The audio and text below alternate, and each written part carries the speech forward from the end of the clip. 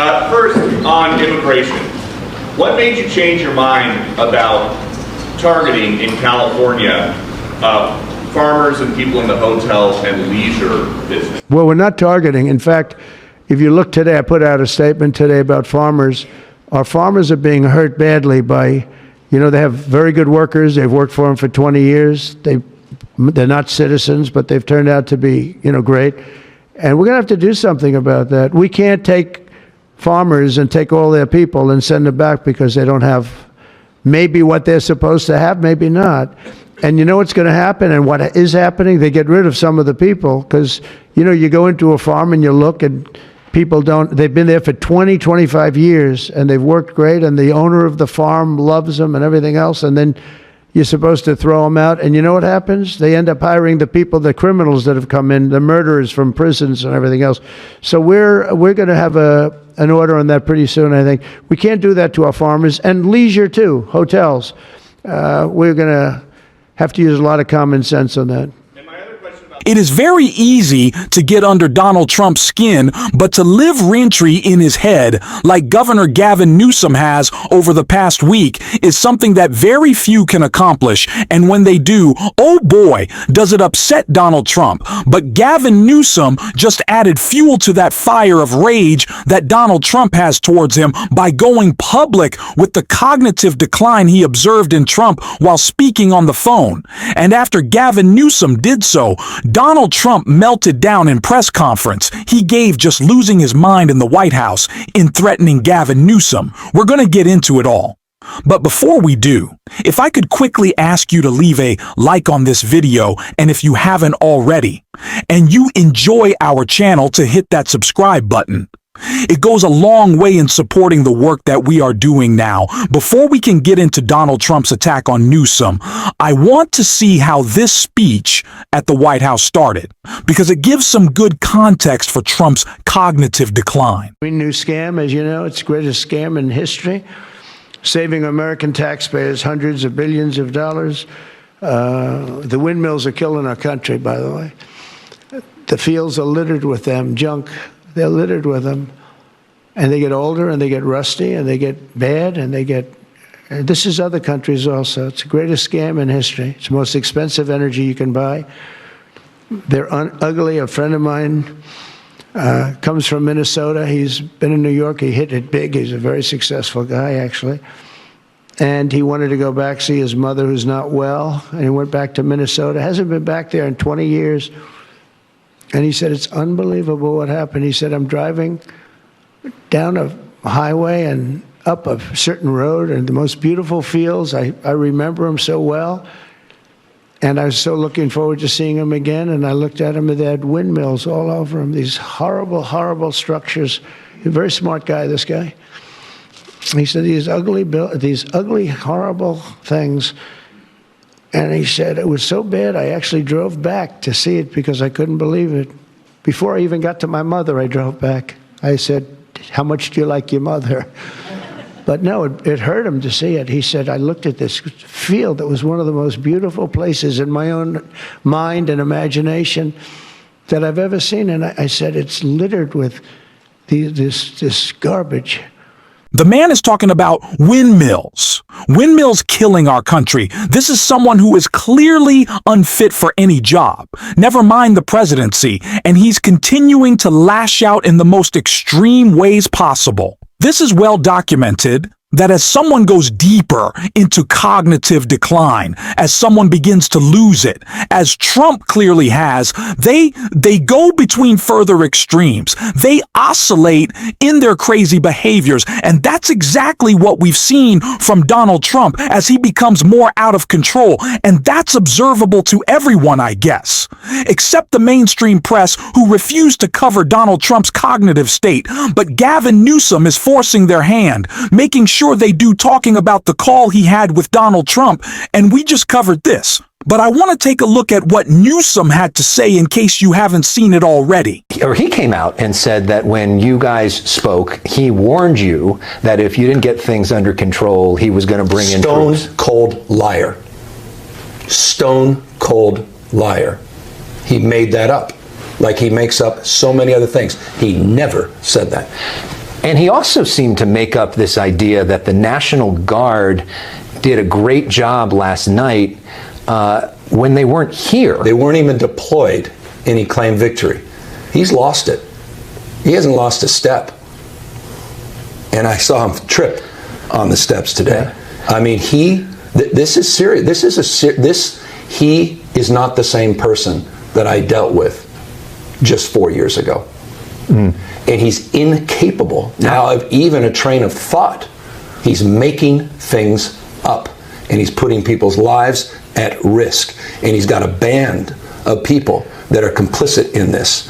And that's what's so damn alarming. So in that interview, Newsom went on to say that he doesn't really believe Donald Trump knows what day of the week it is, because as we know, Donald Trump called up Fox after Gavin Newsom shut down the lie that they had spoken on Monday. The last time that Donald Trump and Gavin Newsom have spoken was Friday, but Trump continues to insist it was Monday. Newsom shut that down. Trump sent a screenshot to Fox that clearly showed the last time they talked was Friday. So it makes sense that Newsom would make that claim, but Trump is not very happy about it, and he's still talking about it, and he's only digging his own grave further with what he's saying. Just take a listen. All read. But now you have to, I always got along with Gavin. I like Gavin. I've liked him, always. He said I never called him. You know, they asked him a question on Fox, I guess. I never spoke to him. He doesn't remember the call. He doesn't remember. I never spoke. And then I produced a phone call. I had it. It took me about 2 minutes. I said, well, here's the call. It lasted 16 minutes and 4 seconds. And it was at 12:30 in the evening. I actually made a call. Didn't pick up. I called him a second time, and he picked up. And I told him, I said, you have to get your ass in gear because you're going to have a problem there. So Trump has gotten about 1 million things wrong in one sentence there, a sentence that he could barely put together. The first one is that Gavin Newsom didn't call up Fox, you did. And you didn't call up Gavin Newsom on Monday, it was Friday. Donald Trump clearly doesn't know what he's saying. And attacking Gavin Newsom a little bit at the end there.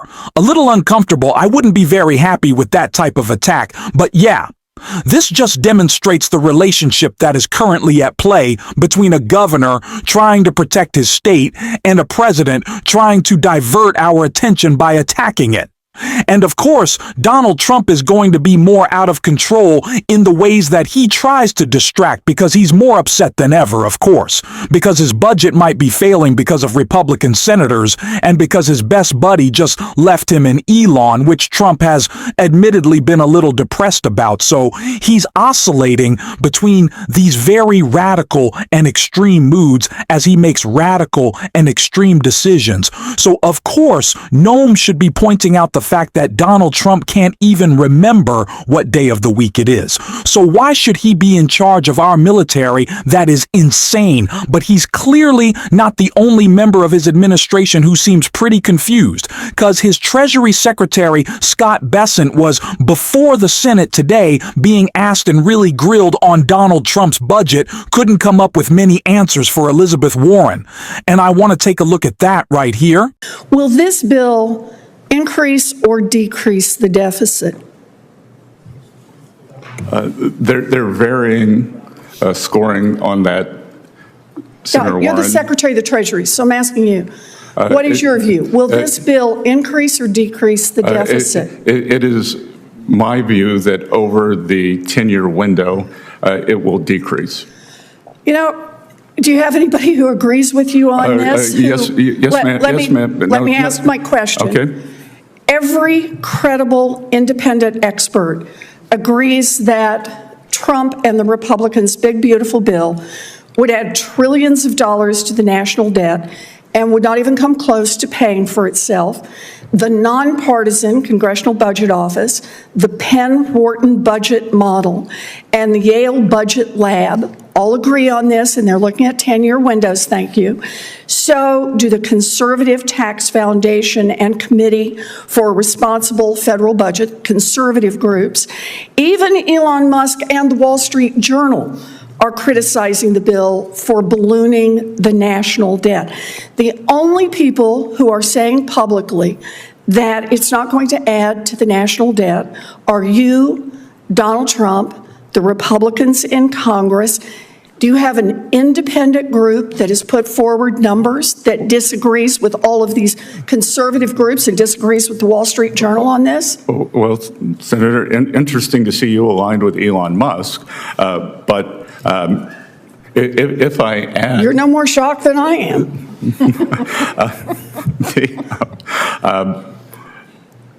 If we want to take the full congressional budget scoring, they predict, and I don't agree with their methodology, they predict a $2.4 trillion deficit.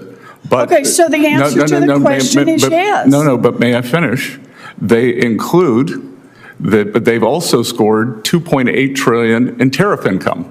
So even in Washington, D.C. math, okay, so, in Washington, D.C. math, that is a $400 billion surplus. Okay, so let me make sure I understand. This bill, you admit, will increase the deficit by $2.4 trillion, but you think there will be another bill and another set of agreements that somehow materialize, haven't materialized so far, don't have any statutory authority, but that will make up the difference. So the answer to the original question, will this bill increase or decrease the deficit? I think you just said it will increase. This bill increases the deficit. No, I want to use all the CBO scoring, and you can't take one without the other. I don't agree with the CBO. One is the law that we are scoring, the bill that is in front. The entire administration is practically on the verge of collapse. None of them are qualified for the offices that they hold. And I think it is important that we drive home the theme of not just incompetence, because that's clear,